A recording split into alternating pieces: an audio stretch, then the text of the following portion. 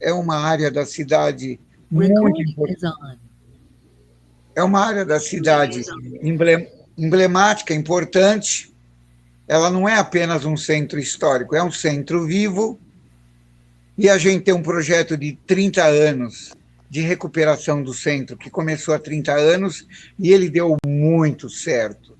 Nossa, a Praça do Patriarca foi reformada na medida, né, com dinheiro do BID, que foi 100 milhões de dólares, que começou na gestão, acho que até antes da gestão Pita, e caiu na mão da gestão Marta, usou muito bem o dinheiro, a gestão Kassab usou muito bem o dinheiro. Então, muita coisa foi feita, foi trazido um foco enorme para o centro. Hoje nós temos como resultado de todo esse processo muitos prédios sendo construídos, muita gente nova morando. No meu restaurante mesmo, nessa pandemia, praticamente todos os fregueses é gente nova que veio morar aqui na República, Santa Cecília, nessas imediações. Bom, o fato é que deu muito certo o programa de recuperação. Na gestão Haddad ele não entendeu, e na gestão Bruno, então, desastre total, incompetência ao cubo. Nossa Senhora, a gente tem um espaço da comunidade, um zap, como a turma reclama do abandono, da incompetência na zeladoria, da incompetência no cuidado aos moradores de rua, numa atenção melhor. E mesmo assim, eu acredito muito no centro, temos essa gestão infeliz, o nosso subprefeito dessa gestão que saiu agora e entrou um coronel que parece que vai ser um pouquinho melhor, um prefeito absolutamente que não dialogava com a comunidade, não é só a nossa do Distrito República, com todos os 8 distritos não dialogava. Bom, o fato é o seguinte, não adianta as pessoas, tem gente que vem, porque o centro isso, porque o centro aquilo, conversa mole. O centro é magnífico. Só uma curiosidade antes de passar para o meu amigo Bonei. A semana passada, eu entreguei meu apartamento no Copan por causa da pandemia, mas semana passada dormi no Hotel América do Sul, na Praça Júlio de Mesquita. O hotel, uma obra magnífica dos anos 30, 40. Fiquei no segundo andar, você olha a Praça Júlio de Mesquita, nossa Senhora, parece que você está na Europa. A Praça Júlio de Mesquita está bem cuidada, apesar de todo o desmazelo do centro. Aí acordei de manhã, andei naquela quadra da São João, entre a Rua Vitória e o Largo do Aroche. Nossa, na esquina, fiquei sabendo que o prédio é do Rino Leve, um prédio um pouco assim abandonado, mas, meu, que arquitetura. Aí você anda 1 ou 2 prédios, tem um prédio que, aí eu percebi, eu não sabia, foi construído pelo Leon Kaczynski, que era o dono da COFAP. E tinha um painel lá, o Walter Pires deve saber de quem é aquele painel, eu achava que era um Portinari, mas não tinha nome no painel e o zelador do prédio não sabia, eu vou procurar saber. Nossa, mas naquela quadra, fora esse prédio estupendo, que eu acho que esse prédio foi construído pelo Franz Repp, porque o Franz Repp fez uns kitnet que tinha uns terracinhos desse mesmo jeito na Martins Fontes. Bom, na frente tinha um Art Deco, um prédio de esquina, assim, estupendo. Imagina, numa esquina só da São João, abandonada. Aí eu comentei com o Laércio, nosso guia, melhor guia de turismo de São Paulo, e aí ele comentou, e no mesmo dia que ele estava lá comigo, nós convidamos o Michel Gorski, arquiteto Michel Gorski, porque ele é especialista em Avenida São João, e ele diz que o Boulevard de São Paulo deveria ser a Avenida São João, e não a Avenida Paulista. E isso ele vai explicar numa caminhada que nós estamos programando em abril. Bom, agora eu vou passar para o meu amigo Odair Ben, conhecido como Bonei, grande amigo, fez uma caminhada estupenda, que me impressionou pelo conhecimento e pela clareza do relevo, das coisas de São Paulo. Então, Odair, você se apresente. Bem, acho que a caminhada sua vai ser tão brilhante quanto foi aquela que nós fizemos presencialmente. Se apresente, pode falar dos seus cursos, dos seus passeios. Você tem meia hora, 40 minutos. Fala tudo aquilo que a gente gostaria de saber e que você sabe com muita qualidade. Obrigado, Odair. Obrigado, obrigado, Carlinhos. Pelos fundos, aí você está em Juquitiba, né?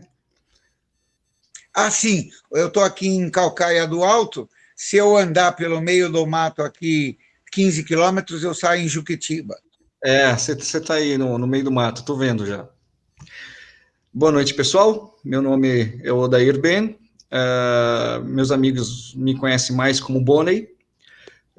Sou gestor público há 15 anos, estive um tempo na gestão do governo Haddad, trabalhei a um projeto com Walter Pires uma vez, quando a gente conversou sobre o monumento Márcia Prado na Paulista, que infelizmente acabou não seguindo em frente. Sou especialista em topografia, ciclista urbano, e de vez em quando a gente puxa umas caminhadas aí nesses 16 anos, né? Caramba, 16 anos, a gente já fez algumas caminhadas bacanas, né? Já puxamos lá na Câmara Municipal, já puxamos o Jardim Suspenso da Prefeitura, a Ah, sim. Cracolândia, né? Fizemos algumas coisas. Pessoal, ao vivo é mais gostoso, mas infelizmente temos que fazer dessa forma, né? A gente perde um pouco o calor humano, perde um pouco as interações, mas isso é só por enquanto. Eu acho que no semestre que vem nós já estaremos juntos novamente na rua, né? Olhando São Paulo e valorizando a nossa cidade. A pauta de hoje é sobre o relevo paulista, o relevo paulistano. É mais um exercício de imaginação, porque hoje nós temos a nossa geografia, nosso horizonte verticalizado, principalmente no centro, né? Então a gente perdeu aquela referência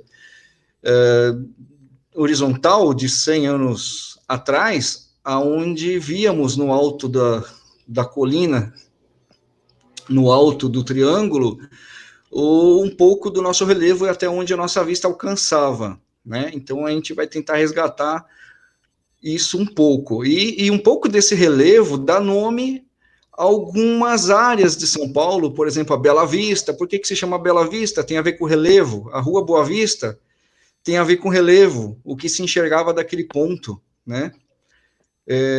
Vamos lá então, vou tentar compartilhar a tela.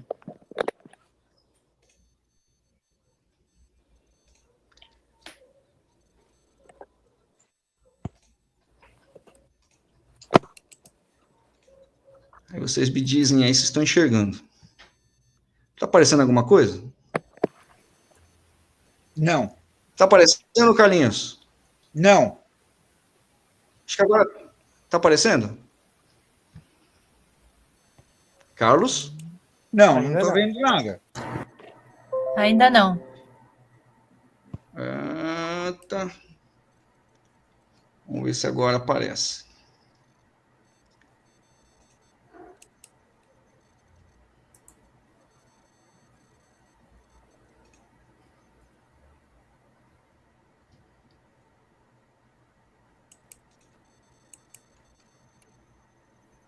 Agora mudou aqui, acho que vai.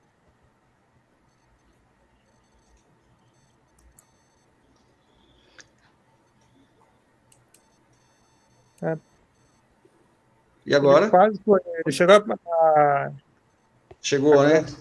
se compartilhando, só que sem mostrar a imagem. E aí depois voltou para a câmera. Tentar novamente.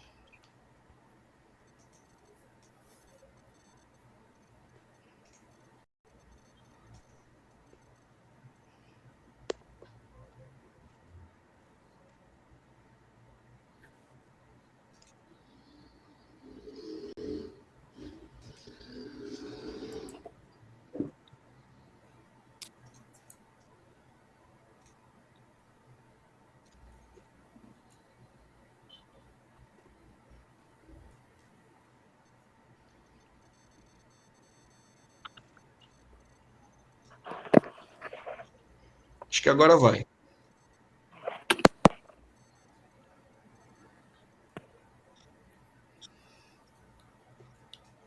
Ainda não.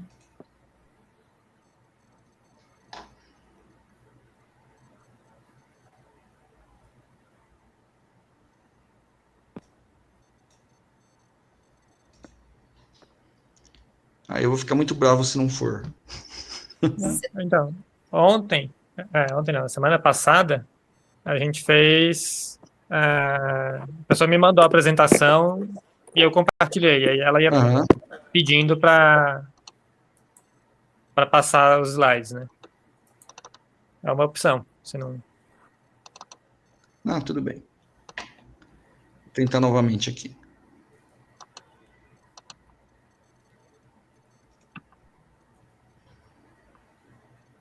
Você está conseguindo clicar no compartilhar sua tela, né?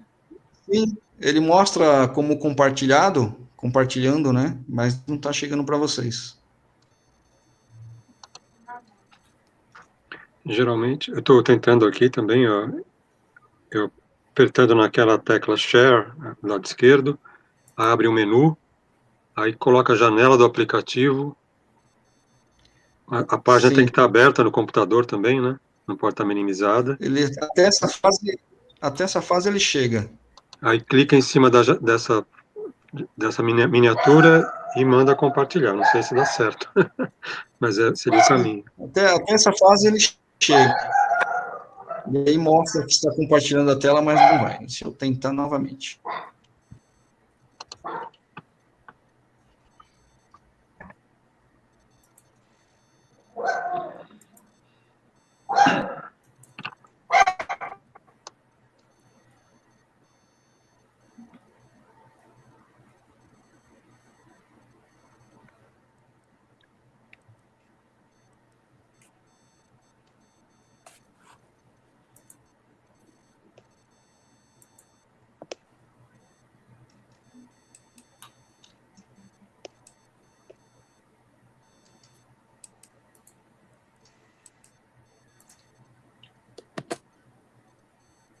Um segundo, pessoal, o Bonet está tentando colocar umas imagens na tela.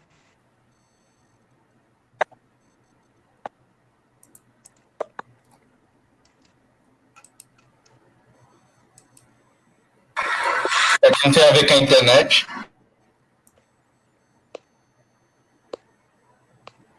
Um segundo.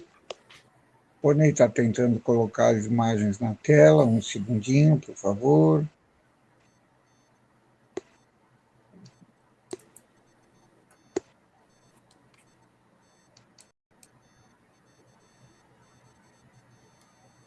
Agora acho que vai. Oba! Chegou? Vai. Chegou.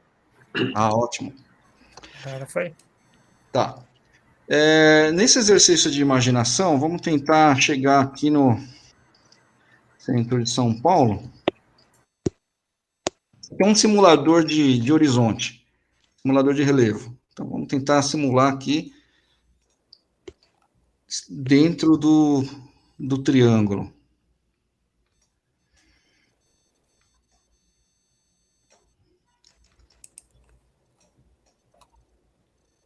A vida se passava entre São Bento, Anhangabaú e Sé, né? São Bento, Patriarca e Carmo.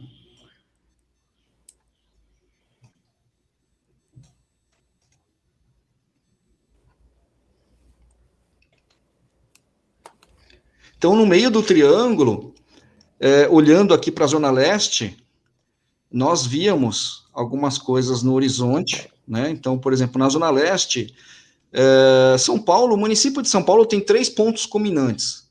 Né? Nós temos o mais famoso, o Pico de Jaraguá, nós temos a Serra da Cantareira, em uma das pontas, o Morro do Pavão, que é o segundo ponto, na verdade, o primeiro ponto culminante da cidade, e o terceiro, o Morro do Cruzeiro, lá no Parque São Rafael, no extremo leste da cidade. Então, ali da Rua Boa Vista, olhando para a Zona Leste, nós víamos um desses picos, né? Nós víamos, por exemplo, lá o Morro do Cruzeiro ao longe. Nós tínhamos uma visão do relevo dele, não sei se dá para visualizar. Esse é o relevo do Morro do Cruzeiro visto do nosso triângulo. Dá para enxergar? Dá para ver mais ou menos? Dá sim, tá dando para ver. Sim, dá. Então, caminhando, olhando um pouco mais para a zona nordeste,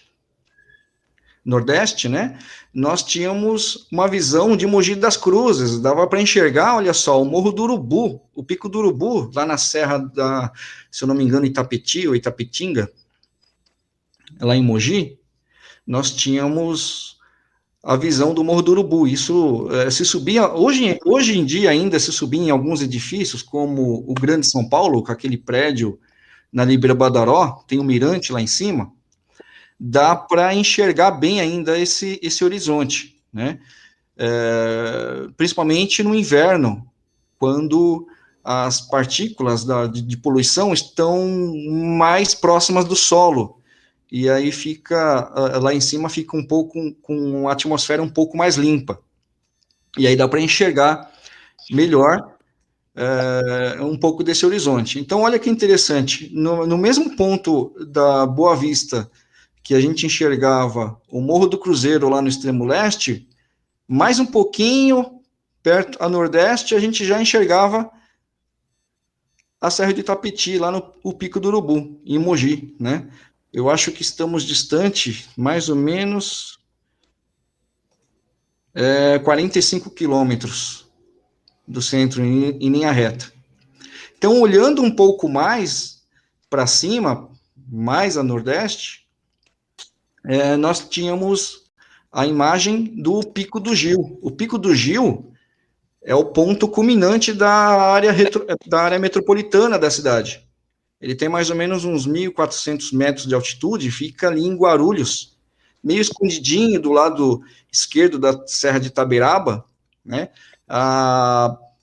Às vezes é possível subir até lá em cima, pertence a uma empresa de cerveja, já tentei subir lá algumas vezes, não me deixaram, mas olha só que interessante, temos um complexo, uma serra, um pico alto que poderia ter um potencial turístico interessante, por ser o ponto culminante da área metropolitana de São Paulo, com 1.400 metros, infelizmente na mão de uma empresa privada, mas que é interessante conhecer, quem gosta de geografia, quem gosta de topografia, né? Mas era uma visão bem interessante que nós tínhamos ali do triângulo. E aí, indo um pouco mais a norte, já começava o relevo da Serra da Cantareira, né? E na Serra da Cantareira, nós temos hoje, chama a atenção aqui o Mirante da Pedra Grande, não sei se todo mundo já subiu lá, quem não subiu, é interessante olhar a cidade lá de cima, olhar a mancha urbana, olhar o cinturão verde que separa São Paulo da Cantareira, e tem um outro olhar pela cidade, e no outro lado da Serra da Cantareira, não mostra aqui, mas aqui em cima, é o Morro do Pavão, que é a divisa de São Paulo e Caieiras, e esse é o verdadeiro ponto culminante do município de São Paulo, tem 1.210 metros, né? Mas, historicamente, o ponto culminante da cidade é atribuído aqui para o Pico de Jaraguá, com 1.135 metros, que é uns 60 metros, 70 metros mais, 65 metros mais baixo que o Morro do Pavão. O Morro do Pavão, ele fica atrás de uma favela lá em cima, perto de Taipas, né? Pouca gente acessa lá em cima. Lá em cima tem algumas vestígios de antigas chácaras, tem uma estrada lá em cima de terra que dá acesso a essas antigas chácaras, mas pouquíssimas pessoas sobem lá para cima. Mas é algo interessante a ser explorado, até que turisticamente. Eu acho que existe até um projeto rolando por aí do Polo de Ecoturismo da Cantareira, que engloba essa parte.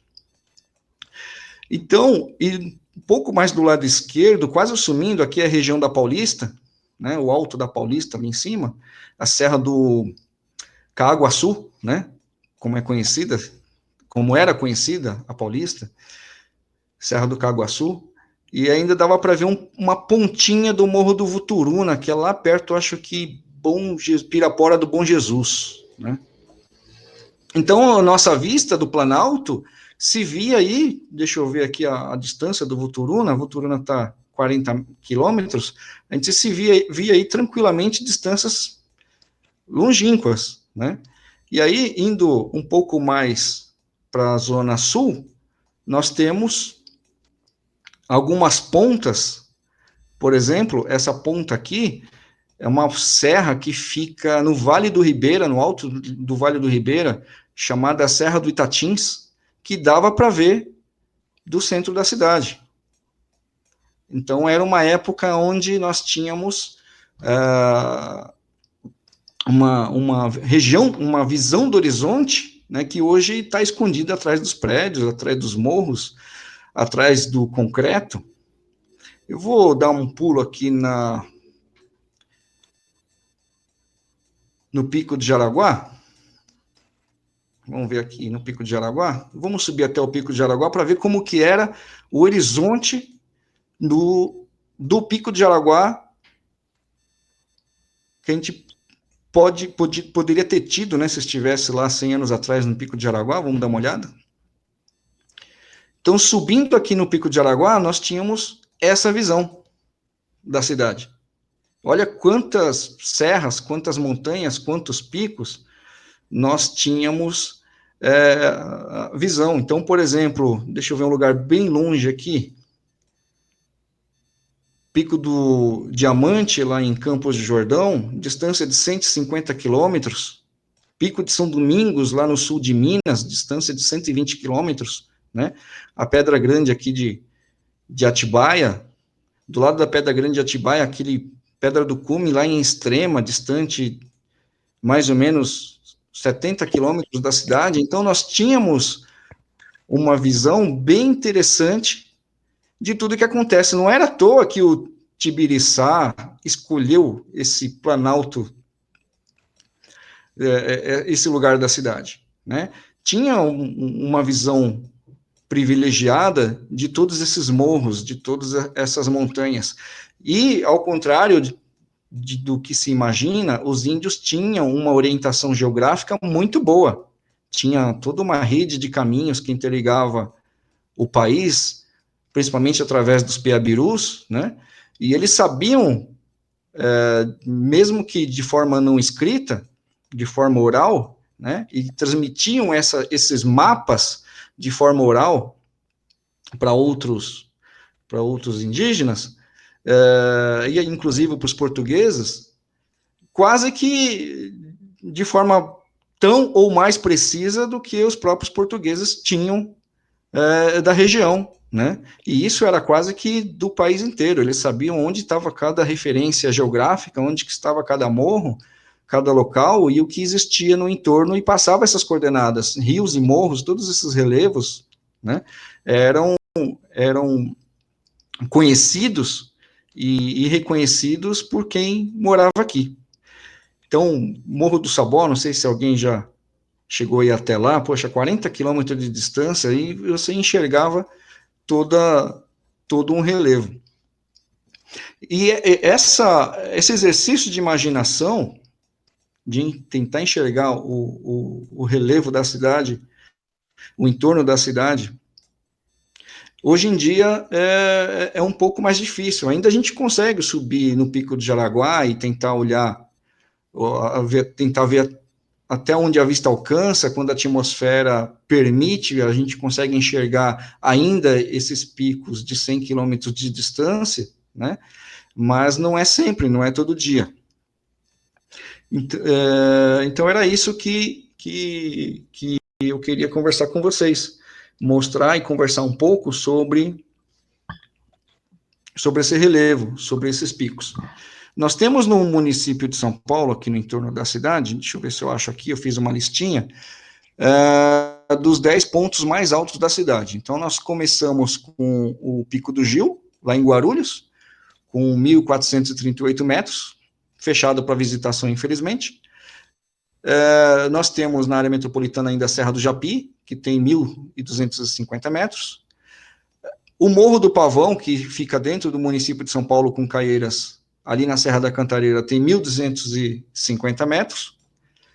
A Pedra da Boracéia, que fica ali em Salesópolis, que é um espigão em cima do alto da Serra do Mar, tem mais ou menos 1.225 metros, dá para acessar.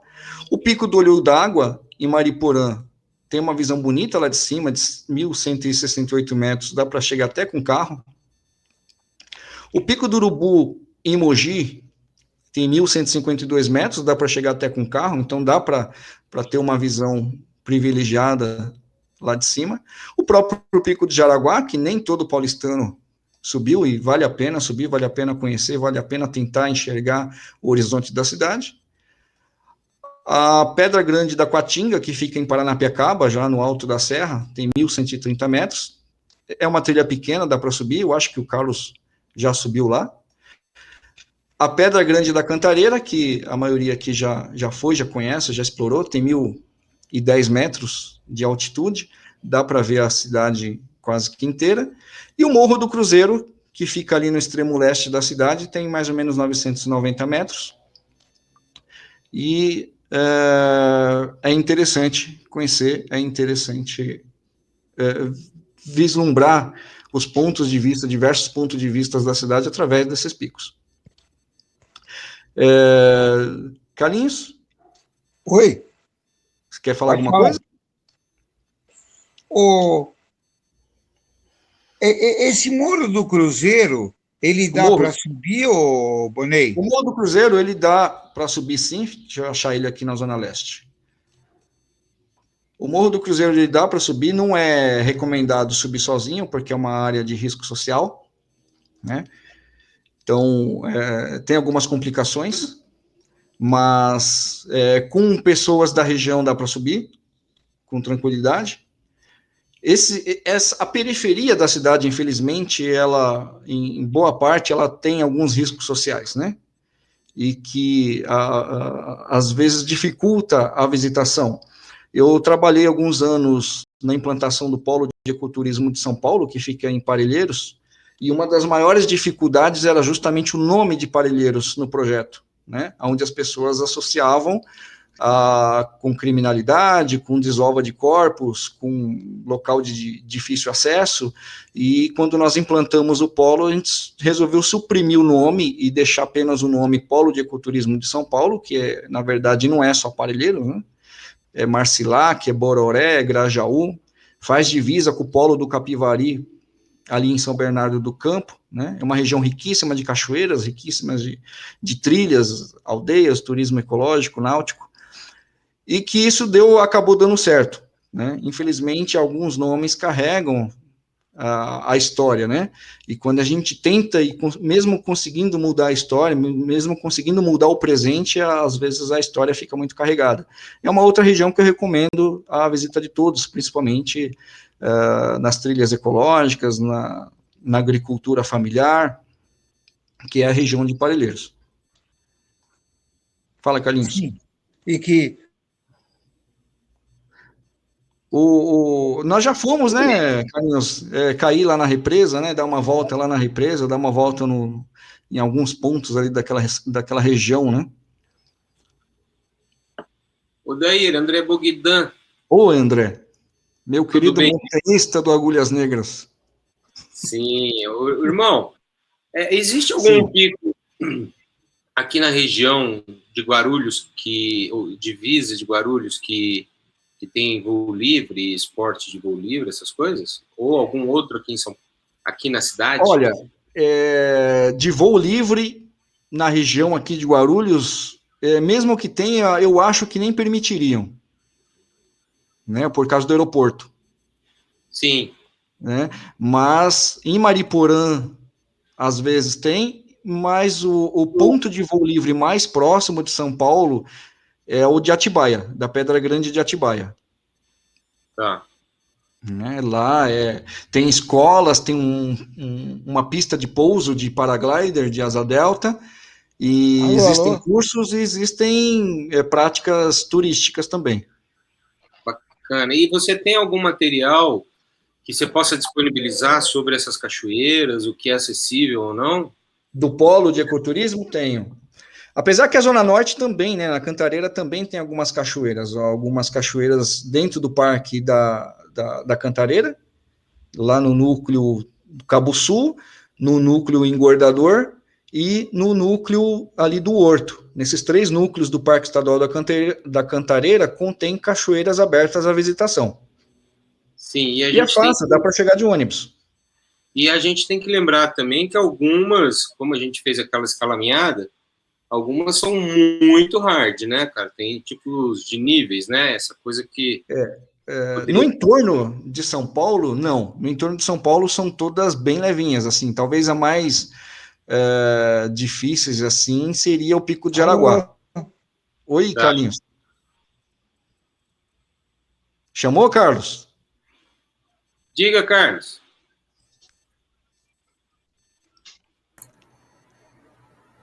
Acho que ele está no telefone.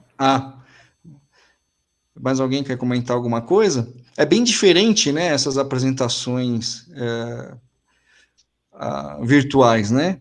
Ao vivo a gente anda, caminha, mostra, tem alguns pontos lúdicos, tem algumas intervenções criativas, inteligentes, e o virtual é um pouco mais seco, né?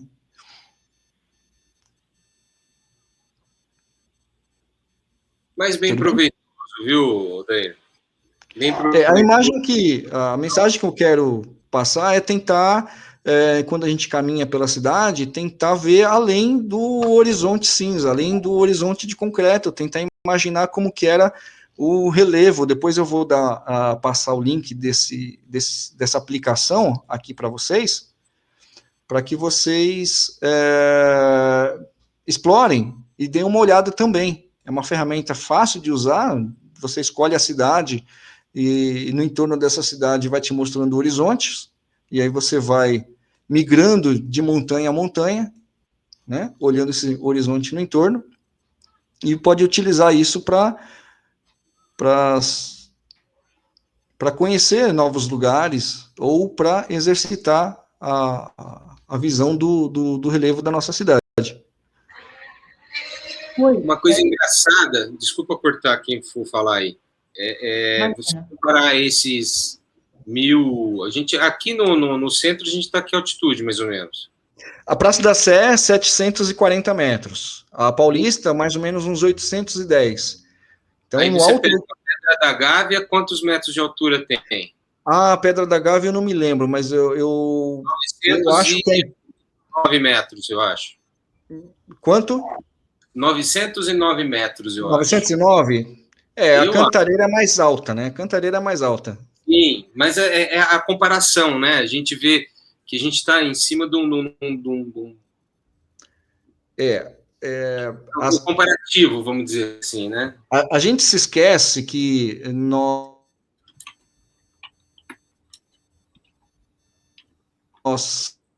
do mar aqui é um desnível de 700 metros, né? E que para superar esse desnível, temos uma barreira geológica bem imponente, que é a nossa Serra do Mar, né? Então, foi mais fácil chegar a Salvador, foi mais fácil chegar por Fortaleza, às vezes foi mais fácil desembarcar em Santa Catarina, mas subir a nossa serra foi muito difícil. Por isso que por muitos anos meio que ficou em segundo plano a colonização aqui do Planalto. Nós tivemos o hiato, né, enquanto iam acontecendo outras colonizações, outras organizações políticas e sociais ao longo do país, meio que São Paulo ficou ali esquecido. E Rio de Janeiro é fácil acessar, né? Rio de Janeiro não tinha essa barreira geográfica que tinha São Paulo, então ali foi uma escolha meio óbvia. O ser humano sempre escolhe em seus caminhos o objetivo com menor resistência física, e o Rio de Janeiro não oferecia resistência física. São Paulo exigia perna, exigia braço, exigia força, exigia ficar 3, 4 dias subindo essa Serra do Mar, segurando em raiz e atolando em lama, né? Então foi trabalhoso para chegar aqui no nosso Planalto.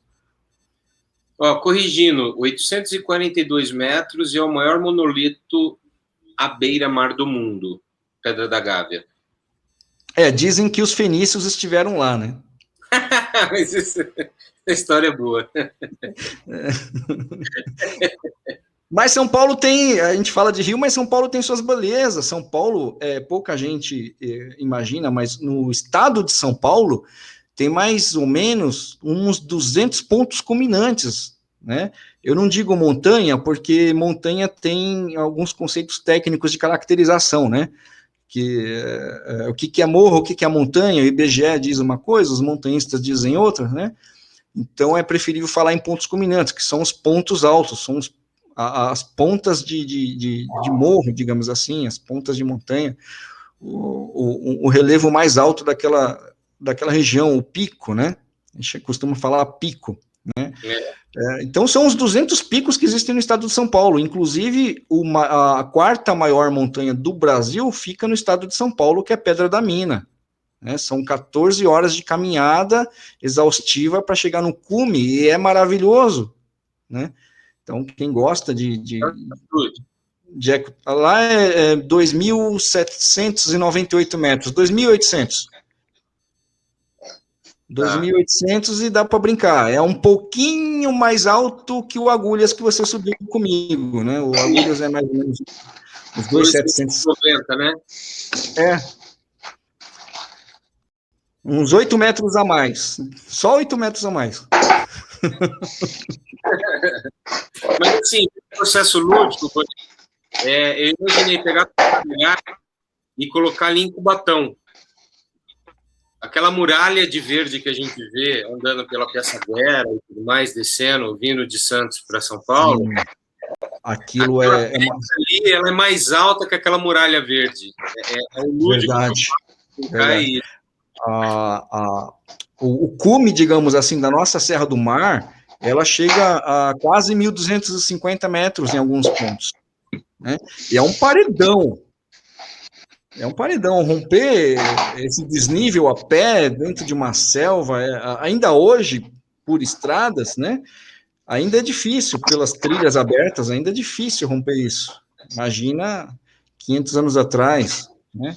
Mas nós temos nossas belezas, nós temos nossos picos, nós temos nosso relevo, nós temos riquezas naturais, inclusive dentro do nosso município, que podem ser melhor exploradas, melhor administradas dentro de um contexto que pode servir tanto a projetos sociais quanto projetos turísticos, né? Sim. A título de curiosidade, eu estou fazendo um trabalho que já tem quase 2 anos de tratar uma foto panorâmica do fotógrafo Renato de Souza, e lá da pedra, ali da Cantareira, como é que chama? A da Cantareira tem o mirante da Pedra Grande. Isso, Pedra Grande. E pega ali Guarulhos e vai até Osasco, né? Sim. E a foto, quando você amplia e olhar com lupa, quando ela foi impressa e tal, você vê todos os pontos importantes da cidade, etc e tal, até a Paulista, depois da Paulista, e parece que tem muita coisa ainda lá pelo fundo, um monte de morro lá pela Tem. Tem muita coisa lá, dá para ver na foto. Com a passagem do Rodoanel Norte ali, mudou algumas coisas, né? Mas ainda tem alguns atrativos naturais que infelizmente não estão abertos ao público. Tem algumas trilhas antigas que, infelizmente, não estão abertas ao público. Eu acho que isso poderia ser melhor gerenciado, observado, né? É uma área, algumas localizações por ali tem um risco social, né? Que pode ser melhor administrado, mas nós temos, principalmente isso é evidenciado na pandemia, que aqueceu o olhar para o turismo interno. Então as pessoas não podem ir para longe, elas buscam o que está perto, o que elas podem visitar, né? Dentro desse contexto, nós temos alguns atrativos, não só na Zona Norte, mas também na Zona Sul, na Zona Leste, na Zona Oeste, né? A própria APA do Carmo, ali na Zona Leste, do lado do Parque do Carmo, tem trilhas, tem cachoeiras que estão, inclusive, na mão da municipalidade, que podem ser exploradas e abertas para a sua população. Inclusive, tem história, né? Eu queria fazer uma perguntinha sobre isso. Como que a gente faz para visitar esses pontos em Parelheiros? Dá para ir por conta? Tem algum lugar da prefeitura que tem informação? Como é que a gente faz? O ponto focal de informação turística naquela região é o PAT, né, o Posto de Apoio ao Turista, que fica em frente ao Terminal Varginha. Então, em frente ao Terminal de Ônibus Varginha, tem um ponto de apoio ao turista, e nesse local existem pessoas da SP Tours e pessoas de operadoras da região que ficam à disposição para apresentar a região.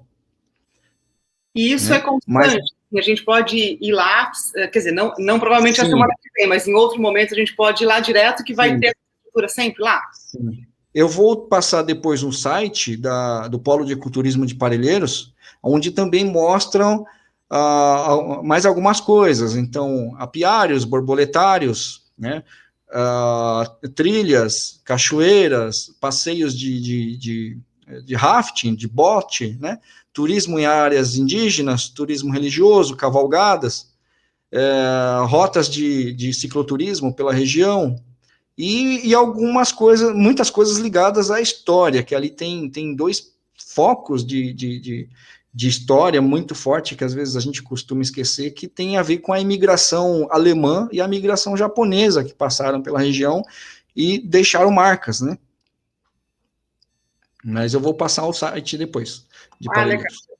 Eu vou procurar. Muito obrigada. Oi, Odair, eu queria fazer 2 ou 3 observações. Primeiro, você está falando de Parelheiros, eu queria lembrar de um outro elemento super importante, que é a cratera de Colônia, né? Verdade, turismo geológico. Exatamente, que é algo que tem planos de um polo de integrar com o turismo, de recuperação ambiental, enfim, é uma área de ocupação complexa hoje, mas é muito interessante também, né, como elemento da geografia dessa zona sul, da região de Parelheiros e tudo mais, né? Sim, cratera...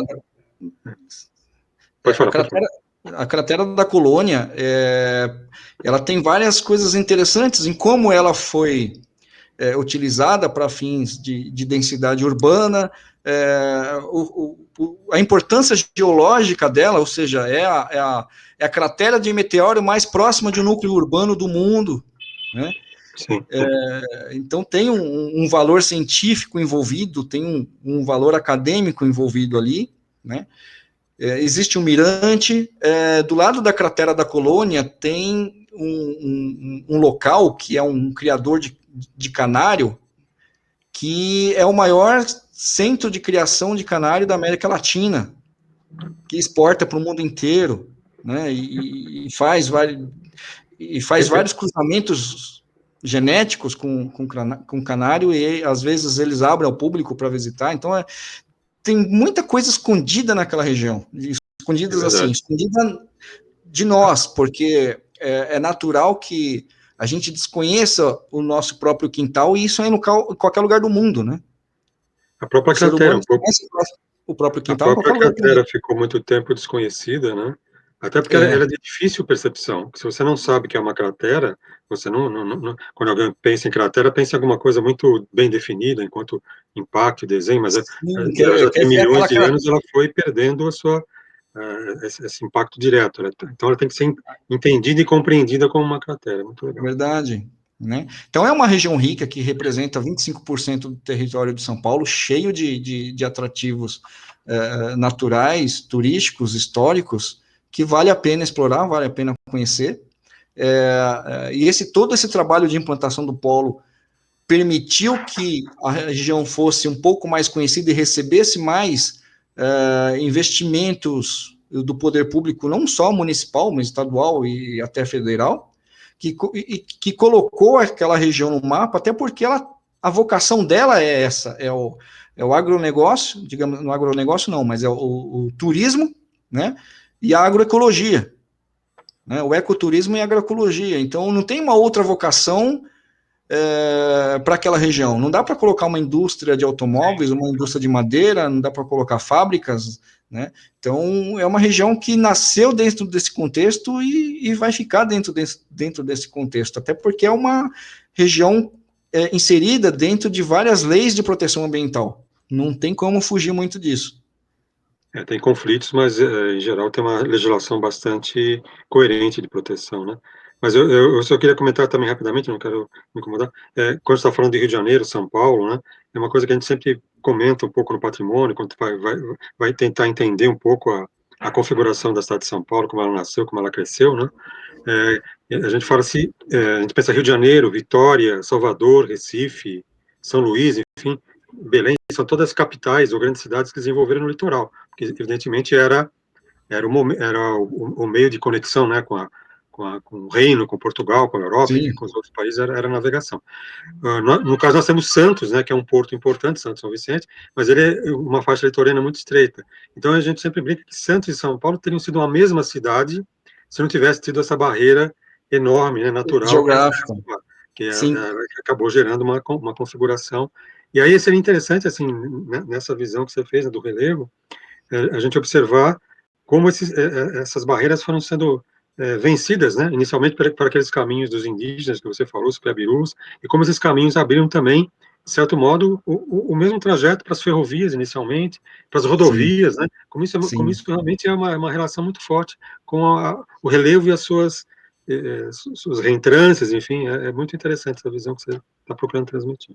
Tudo que nós vemos hoje, grandes avenidas ou rodovias federais, tudo foi trilha, nasceu como trilha indígena, que foi sendo ocupada, foi sendo alargada, entrou dentro da importância econômica de movimentação de bens, produtos, pessoas, oportunidades, e hoje são rodovias.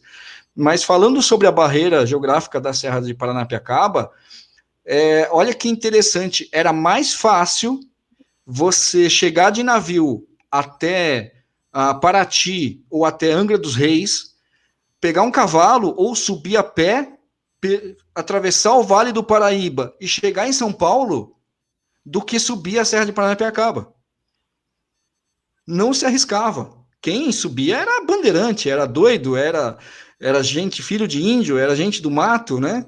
Não eram portugueses, não eram colonos, não eram pessoas educadas, né? Digamos assim, não eram pessoas que faziam grandes esforços. Então, o próprio príncipe Dom Pedro não subiu, por mais aventureiro que ele fosse, né? E ele era um cara super aventureiro, ele não recusava trilha, não recusava subir morro, não recusava subir montanha, ele era um montanhista entusiasta, né?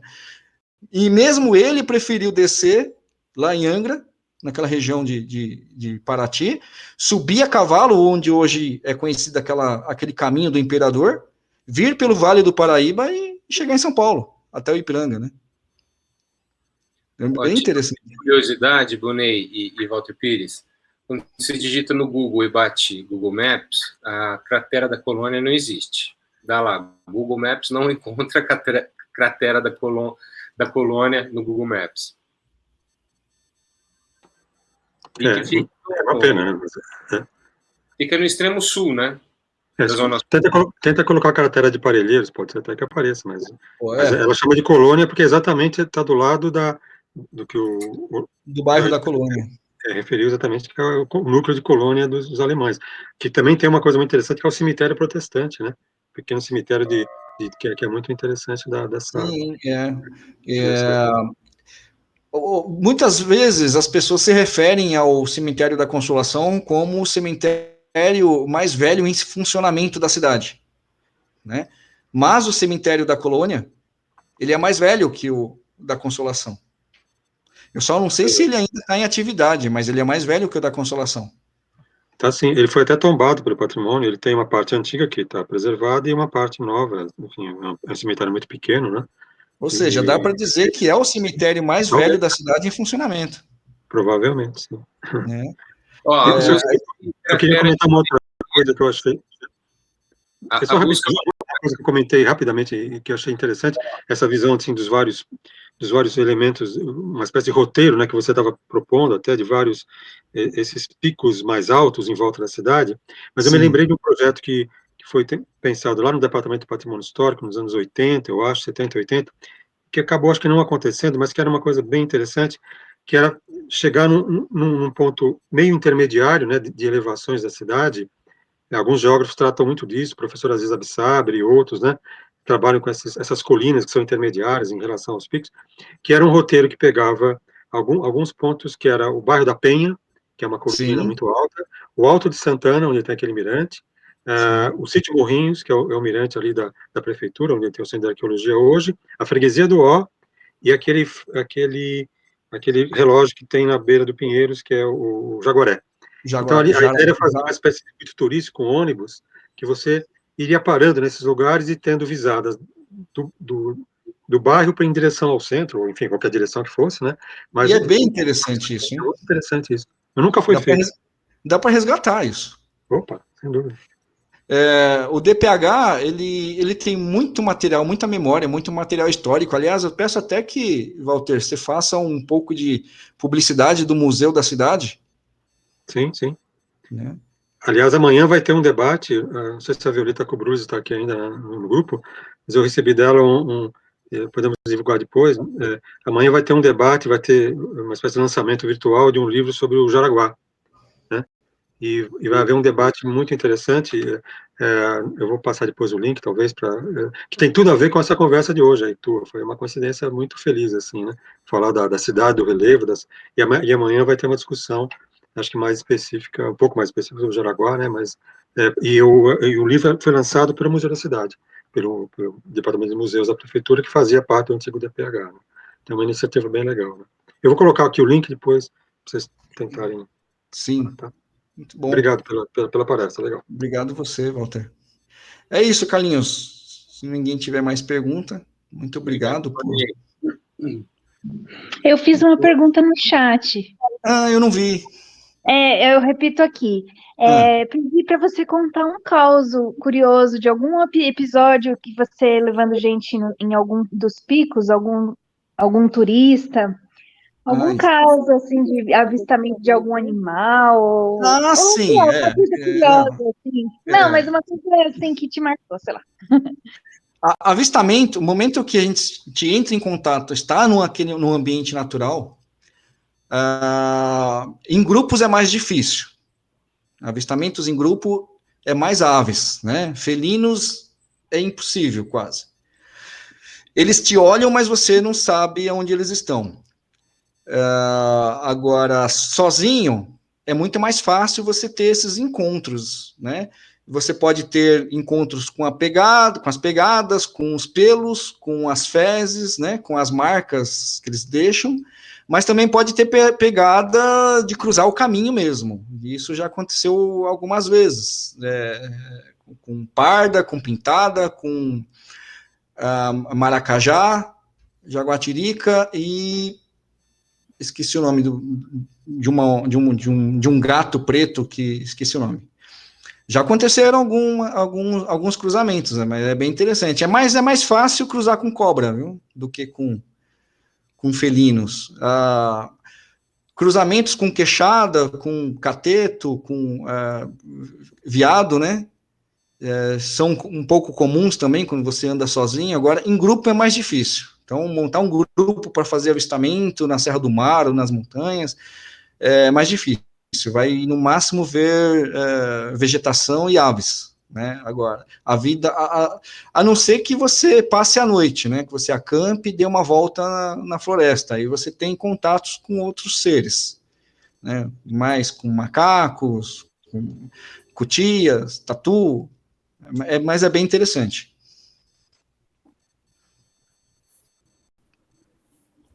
Tudo bem? Bom, estão com a mão levantada aí, não sei se querem ainda fazer pergunta. Eliane. Por favor.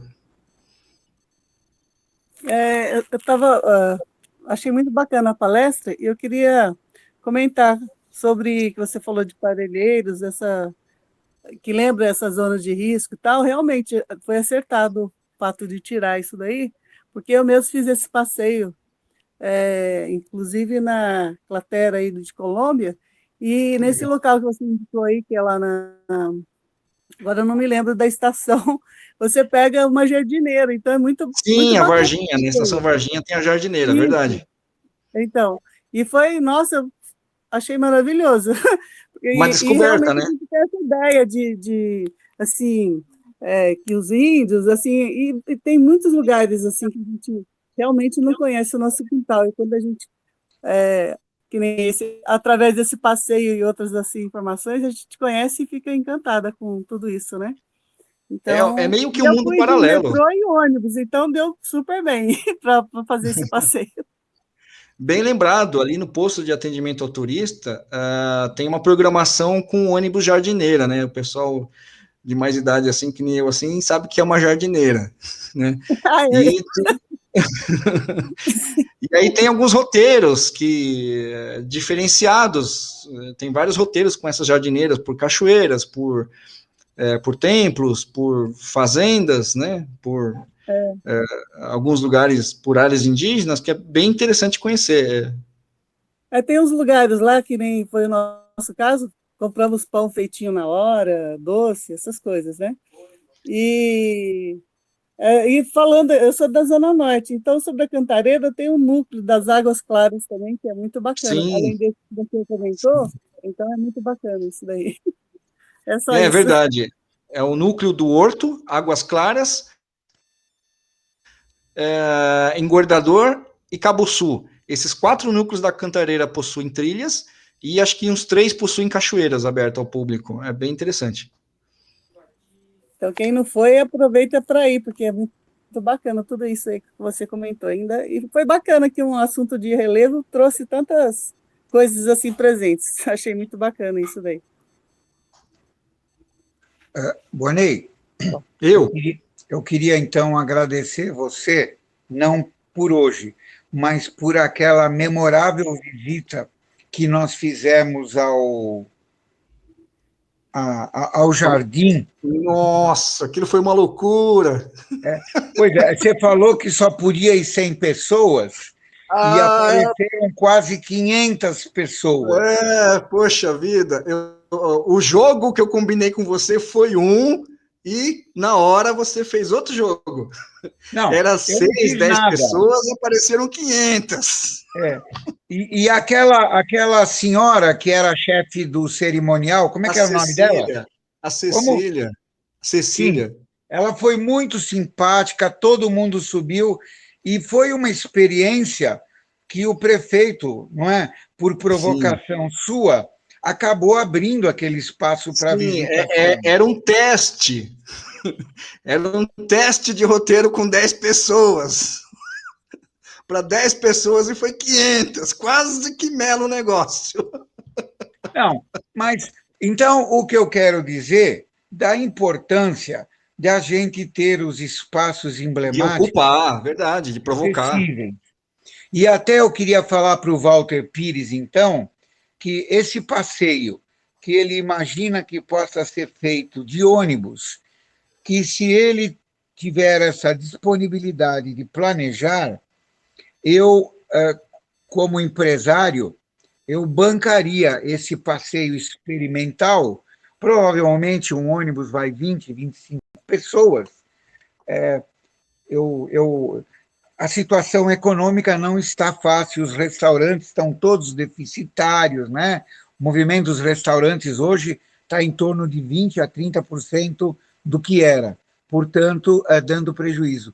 Mas o Walter Pires, se estiver me ouvindo, Walter, e se você achar que dá para a gente fazer um passeio sem depender de favor da prefeitura, eu bancaria esse passeio. Quer dizer, o custo basicamente seria ônibus e lanche, cada um traria o seu. Então, Walter, eu acho que a gente pode abrir esse passeio e, quem sabe, uma empresa privada assuma com uma certa constância esses passeios que mostram esses pontos altos da cidade, com um guia que vai ser remunerado e que vai dar essa visão mais ampla da cidade. Então, por favor, Walter Pires. E Bonei, Você também organiza passeios? Eu perdi a conexão aqui uma boa parte. Faz Você tempo. falou dos seus passeios ou vai falar? Não, faz tempo que não, viu, Carlinhos? Faz tempo que eu não levo ninguém para o mato. Mas você não ia fazer um passeio agora, nesse mês de março? Assim, eu organizando, não. O que eu dou é aula de orientação e navegação terrestre para exploradores que queiram navegar sozinho em montanhas e Serra do Mar. Né? E você não tinha um curso programado agora para março? Sim. Eu vou ter um curso, mas já está cheio. É um curso de mapa e bússola para iniciação em navegação autônoma, para exploradores de trilhas turísticas, que eu vou dar em Minas. Né? Então, ultimamente, eu não tenho guiado pessoas para a montanha. Né? E essas guiadas é bem interessante. O André Bogdan já foi em uma. A gente gosta de explorar o relevo, gosta de explorar as rochas, gosta de explorar a cachoeira, né? Mas ultimamente eu tenho focado mais em dar treinamento de navegação terrestre para exploradores autônomos. Muito bem. Bom, mas depois eu passo um link aí. Passe sim. E é isso, acho que a cidade de São Paulo ela tem um potencial turístico absurdo e que a gente não consegue tocar. Recentemente veio um guia de turismo e historiador falando sobre a perda da memória dos locais da cidade, né? Ele falou isso o Walter Pires deve conhecer muito bem sobre perda de memória da cidade. Eu acho que foi muito bom a fala do Marcos Marzullo, e se o Walter Pires tiver essa disponibilidade de falar, só exemplificando, né? O túnel 9 de julho deram o nome do médico, esqueci o nome, Cotait. A estrada, ali, a Avenida Diógenes Ribeiro de Lima, o nome dela era Estrada dos Boiadeiros. Quer dizer, perdeu o romantismo. Eu ando na Raposo Tavares, a estrada, hoje tem uma Avenida Walter Bering, que chamava Estrada do Espigão. Você quer um nome mais lindo do que Estrada do Espigão, Estrada dos Boiadeiros, e assim uma série de nomes que vão perdendo as características, a memória do lugar. Então, Walter Pires, se você tiver essa disponibilidade de dar essa contribuição, fique à vontade. Então, nós vamos caminhando para o final, né, Bonet? A gente agradece muito, eu lamento ter perdido uma boa parte, mas foi gravado e as pessoas podem ter acesso à gravação, e eu vou dar meu grito de guerra, se vocês permitirem. Viva São Paulo! Apesar dos prefeitos... Viva São Paulo! Viva São Paulo! Viva! Boa noite para todo mundo. Boa noite, obrigado pela palestra, pela conversa. Regina e o Félix também tinham levantado a mão. Tem alguma pergunta ainda? Oi, Carlos. Eu fiquei sem som aqui, porque eu estou num tablet, deu tudo errado hoje, mas eu estava escutando. Então, eu queria lembrar também, agradecer a palestra do Odair, e lembrar que ali embaixo, em Parelheiros, então, Walter falou sobre a cratera, a gente tem um loteamento que está numa das vertentes da cratera, que se chama Vargem Grande, e a gente tem um projeto também, um projeto importante do Museu Aberto da Colônia, que foi feito pela arquiteta Adriana Levinsky, e infelizmente a gente não conseguiu implantar, mas seria também uma forma de recuperação muito importante daquela área. E ainda em Parelheiros a gente tem o Solo Sagrado, que também é um importante marco, é um dos 6 pontos de formação da Igreja Messiânica no mundo, e um lugar maravilhoso que tem ajudado a preservar a nascente ali do Parelheiros. Então, eu gostei muito de ouvir, porque me remeteu aí a um trabalho de muitos anos que a gente fez na área, e Walter foi um protagonista importantíssimo, como sempre, no DPH, porque a gente precisava dar sequência ao processo de tombamento e esse uso do Museu da Cratera. Então, foi um trabalho muito bonito, uma pena que a gente não deu continuidade, mas fiquei muito, muito agradecida por tua palestra, Odair, muito obrigada. Viu?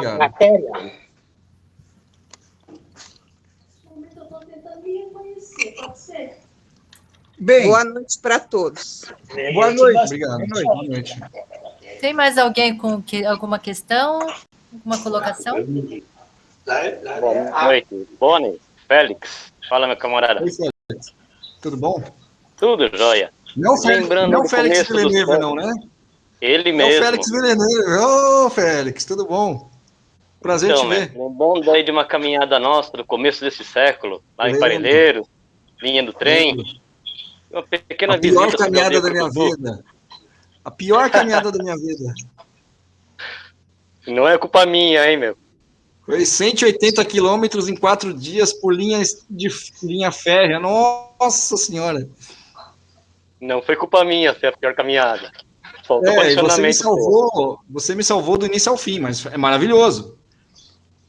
Eu lembro que nós passamos pela aldeia Curucutu e estávamos com algum projeto lá para desenvolver o turismo na aldeia. Foi dado segmento nisso? Teve alguma oportunidade? Como estamos lá? Algumas partes. Aquela aldeia dobrou 100 vezes o tamanho. O que eram 2 reservas, Tenodeporã e Curucutu, virou uma grande área demarcada que pega 5 municípios. Então, a terra indígena ali aumentou bastante nesses 20 anos. Né? E aí a comunidade indígena está trabalhando nessa nova demarcação. Existem vários projetos transversais ou paralelos que tentam aproximar a comunidade indígena para exploração e recepção turística, né, junto com a região.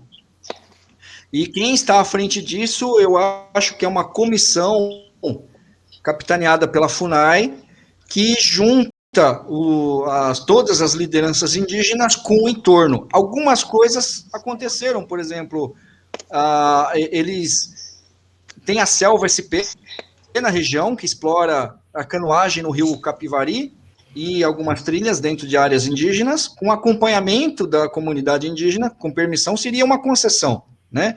Então, eles exploram e aí geram riquezas que parte dessa riqueza vai para a comunidade indígena também. Mas as aldeias também têm suas próprias iniciativas e atividades voltadas para o turismo estudantil, voltado para o turismo de observação, voltado para o turismo gastronômico e turismo cultural, histórico-cultural, em vários segmentos, né? Então, está meio descentralizado isso, mas existem iniciativas, sim. Legal, fico feliz por esse desenvolvimento. Vou marcar uma trilha, mas a trilha principal de travessia da Serra do Mar, por dentro da área indígena, que é aquela Rio Branquinho, ela não está em nenhum projeto deles. Que pena, trilha maravilhosa. É uma pena. Beleza, mestre, é isso. Uma boa noite aí, parabéns pela palestra. Vamos ver se marcamos uma trilha, precisando. Vamos pro mato. Bora. Carlinhos? Oi, lindão. É isso, né? Eu acho que tá tudo certo. Maravilha. Bonei? Oi. Senhor. É o Roberto aqui, beleza? Tudo bom? Ô, Roberto. Essa trilha de trem que vocês fizeram, vocês pegaram o caminho da serra até o litoral, o ramal da Serra da Sorocabana? É o ramal da Sorocabana, né? Aquela região tem um projeto na subprefeitura de Parelheiros, antigo, sim. Que é a tentativa de restauração da ferrovia entre o Varginha e a Estação Evangelista. Ok. Né? São 22 quilômetros de ferrovia que foi subtraída nesses anos. E existia uma intenção da ALL, que era a detentora daquele ramal, doar para o município aquele ramal, passar para o município recuperar a ferrovia e talvez fazer algum acordo com a Associação Brasileira de Preservação Ferroviária de colocar aquele trecho, colocar naquele trecho uma Maria Fumaça. Existiu também, junto com o Departamento de Patrimônio Nacional, esqueci o nome agora, um trabalho nesse sentido, de facilitar a recuperação ferroviária para o trem turístico entre o Patrimônio Nacional, a ALL, antiga ALL, que hoje é Rumo, e a Prefeitura de São Paulo. Mas depois que eu saí da coordenação do polo, eu não tive mais notícias disso. Beleza. Obrigado, Bonet. Meu irmão fez essa trilha em 1900 e... lá vai Guaraná com rolha. 1982, 83, por aí. Foi ele com os amigos. E eles chegaram a usar um trecho de ferrovia. Eu acho que eles desceram em Marcilac, pegaram um trecho de trem, depois desceram a pé. E viram de tudo, né? Uma coisa muito você vai ver tudo. Muito legal. O amigo deles tinha uma câmera boa, né, que na época ter máquina fotográfica boa não era para qualquer um, eram alunos de Senai, mas esse era mais abonado. Fiz fotos lindas. Só que a região é maravilhosa. A região é maravilhosa, só precisa de um olhar do estado mais próximo. É verdade. Eles descobriram muita ruína lá, parece que hoje derrubaram todas as construções que eram da antiga Sorocabana, mas na época ainda as casas dos funcionários da ferrovia ainda estavam de pé, né? E isso foi isso foi uma discussão, porque quando houve a concessão da Sorocabana para a LL, ela ficou só com a parte que interessa, e a parte histórica ela largou, né? Então, o que não interessava, o que não era economicamente ativo para ela, não fazia parte do processo econômico da ferrovia, da logística, né, que era as casas históricas, eram as estações, antigas estações, eram as vilas históricas, isso foi largado e sumiu, o mato comeu, as pessoas levaram as vigas, as telhas, retiraram os tijolos e hoje não tem mais nada, infelizmente. É assim, né? Assim que se destrói a história no nosso país. Obrigado, Bonet. Valeu, Imagina, cara. Eu que agradeço. Parabéns, abraço, cara. Valeu. Vou cortar o som aqui. Boa noite, pessoal. Obrigado. Bom, obrigado, gente. Uma boa noite a todos. Obrigado, Carlinhos. Obrigado, Bonet. Nos vemos em breve, lindão. Sim, senhor. Obrigado a todo mundo por ter participado, o Coloto, a nossa equipe de voluntários que segura a onda aí, a Cecília Oca, Ednei, André Boviano. André, fantásticos. Aquele que tem o nome italiano, me foge agora. Fioravante. Muito bem. Obrigado, uma boa noite a todos. Obrigada. Boa noite, turma. Valeu. Boa noite. Um abraço. Boa noite. Obrigada, Daí. Valeu. Eu vou ser o último a desligar, vou ficar olhando todo mundo. Um abraço. Boa noite. Tchau, Carlos, amigo meu. Tchau, Rocco Balete. Que alegria vê-lo, Rocco.